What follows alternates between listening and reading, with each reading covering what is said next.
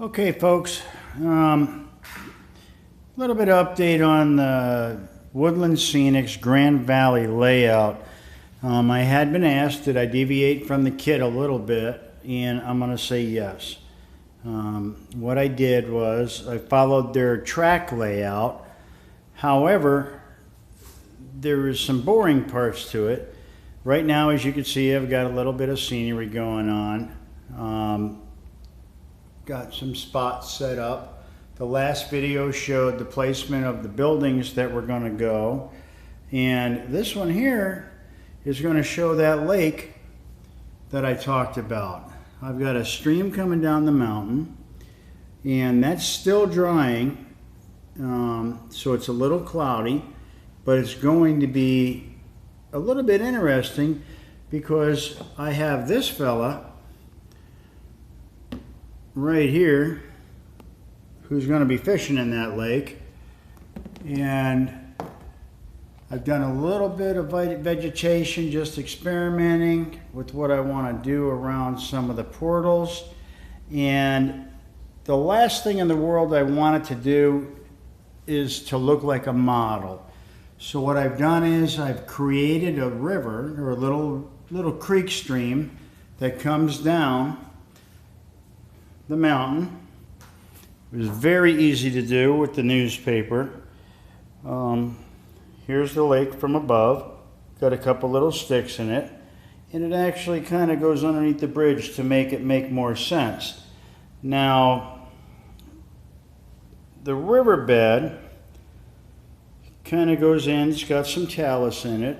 It's still drying, and it goes all the way up around here to, apparently there's some make-believe mountain over here, I guess, that's going to take care of feeding this stream.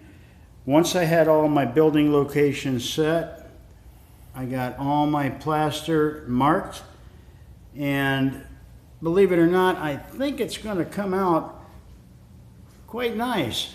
I did use the Woodland Scenics Realistic Water. It was very easy to use. And then a thing called Water Effects to make the waterfall. I do promise some additional updates on this, as when you do get the Grand Valley kit from Woodland Scenics, you are kind of on your own. For you people that are building it, if you just put this area down here as a plain flat grassy area, I think you're really robbing yourself of a really, really interesting feature that could bring some real life appearance to your layout. These trees are kind of humorous. I ended up buying some realistic trees, or super trees, and I will see if I have one here.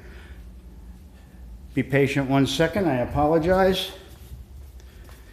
These are called super trees. These are the trees that are going to go on my layout. Okay, they look absolutely realistic. They're super trees by JTT. There's going to be quite a few of them, and they take almost no time at all to make. The trees, this vegetation comes from Scandinavia, and believe me, I'm in Florida. I looked everywhere for a weed that had those kind of armatures or that type of